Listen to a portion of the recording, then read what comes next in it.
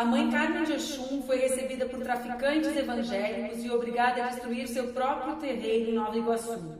O tom era de puro ódio nas ofensas a Diabo Chefe. Revista Veja, setembro de 2017. Tenho muito medo, ele mexe com esses trecos aí, ele fala o tempo todo desse negócio de Oxum, deles lá, que ele conhece, eu tenho medo disso. Paula, BBB 19. Oxum, nas religiões de origem africana, é a entidade que representa a fertilidade e o amor. É difícil imaginar o que leva alguém a ter medo do amor. Será o fato de desconhecer o assunto? E se não tem certeza, por que fala sem perguntar? Porque vivemos num mundo em que a opinião pessoal pode ter mais força do que o fato em si. 4 dos grandes problemas atuais são o machismo, o racismo, a homofobia e o achismo. Sendo que o achismo é o pior deles, porque é capaz de misturar todos e tudo ao mesmo tempo.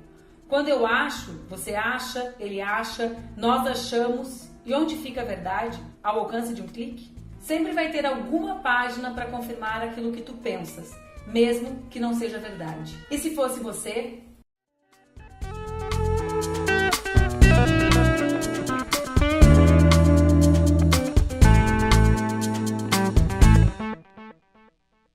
Pós-verdade, substantivo, que se relaciona ou denota circunstâncias nas quais fatos objetivos têm menos influência em moldar a opinião pública do que apelos a emoções e as crenças pessoais. E a pós-verdade tem mais efeitos na sua vida do que você imagina. É como se agora, na realidade, a gente pudesse o tempo inteiro escolher se essa roupa é preta ou não. E a pós-verdade é quando muitas pessoas passam a dizer que essa roupa é azul.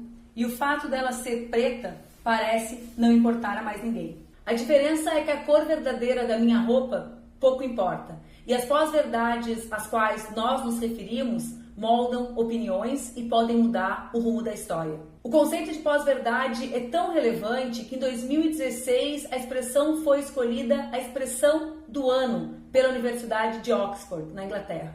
E sabe por quê? Porque hoje é muito fácil construir e distribuir notícias falsas. E essas notícias tornam-se verdadeiras para algumas pessoas. E as pessoas compartilham essas pós-verdades sem nenhum constrangimento, sem nenhuma preocupação em saber se elas são verdadeiras ou não. Esse é o caso da Paula, do BBB 19, que fala sobre os orixás e sobre as religiões de origem africana sem nenhum conhecimento, mas sempre fazendo afirmações com muita veemência. Nem sempre a origem é a mesma. Em alguns casos, como parece ser o de Paula, é a ignorância sustentada pelo seu racismo e o racismo estrutural brasileiro, que realmente reproduz muito preconceito cotidiano contra as religiões de origem africana. De outro lado, existe uma verdadeira indústria da criação de notícias e de personagens relacionados a essa notícia.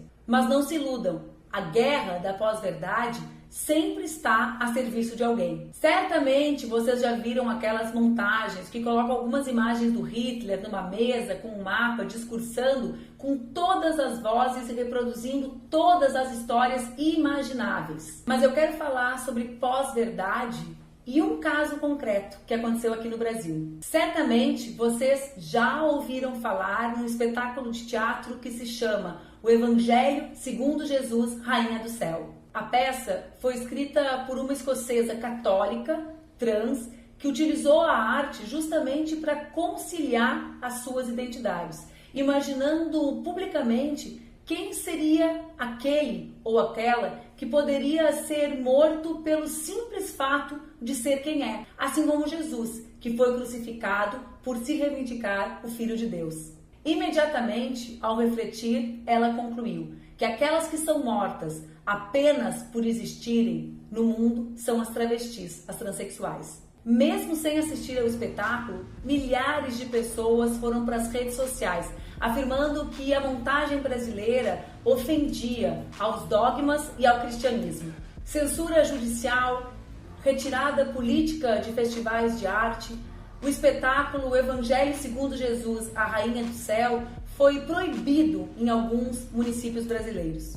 Você consegue acreditar que um magistrado, um juiz de direito, proíbe a um espetáculo em plena democracia sem sequer tê-lo assistido? Como dizer que um conteúdo é impróprio se não se conhece esse conteúdo? Como dizer que algo ofende a uma religião sem sequer ter acesso a esse algo? Apenas com as mentiras que circularam pela internet. Qual seria a reação de Jesus diante de comentários como tem que dar uma paulada ou eu vou dar um tiro em nome de Deus? O Brasil já é o país que mais mata travestis e transexuais no mundo. Não há necessidade de inventar nenhuma notícia para que o ódio seja alimentado. Durante o segundo turno das eleições de 2018, houve um aumento considerável de denúncias com relação a mensagens com conteúdo de ódio na internet. Para que vocês tenham uma ideia em números, em 2014, 14 mil pessoas, 653, fizeram denúncias de mensagens com conteúdo racista, machista, homofóbico, xenófobo. Em 2018, 39.316 pessoas fizeram as mesmas denúncias. E ainda tem gente que ache alguma graça nesses comentários recheados de ódio e preconceito. Existem aqueles que acreditam que esses comentários não saem das redes, que eles não chegam nas ruas. Vamos conhecer a realidade? Em janeiro de 2019, Kelly da Silva, transexual, foi assassinada em Campinas. Ela teve seu tórax aberto, seu coração retirado. E no lugar do coração, a imagem de uma santa foi colocada sobre o peito. O coração foi guardado pelo assassino, que jurava que Kelly tinha sido possuída pelo demônio. Kelly era casada com o filho da dona do bar onde ela e o marido trabalhavam. Na noite do crime, Kelly estava trabalhando sozinha. Imagine viver sabendo que sua expectativa de vida é de 32 anos. Essa é a expectativa de vida das transexuais e travestis no Brasil. Imagine chegar em casa e se deparar com a sua mulher executada, com o peito aberto, o coração retirado e uma imagem de uma santa colocada no seu lugar pelo simples fato dela existir, dela ser quem é. Não existe um Deus que aprove a tortura, o assassinato e o ódio. O nosso podcast de hoje é muito especial. Eu conversei com Renata Carvalho, que protagoniza o espetáculo Evangelho segundo Jesus, a Rainha do Céu, e com o pastor Henrique Vieira.